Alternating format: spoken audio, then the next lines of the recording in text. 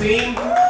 They've worked very, very hard on this, poured their hearts out, so please would you give them lots of support one more time with their Foxtrot and Jive combo. It's the Flow Dance Ladies team, ladies and gentlemen.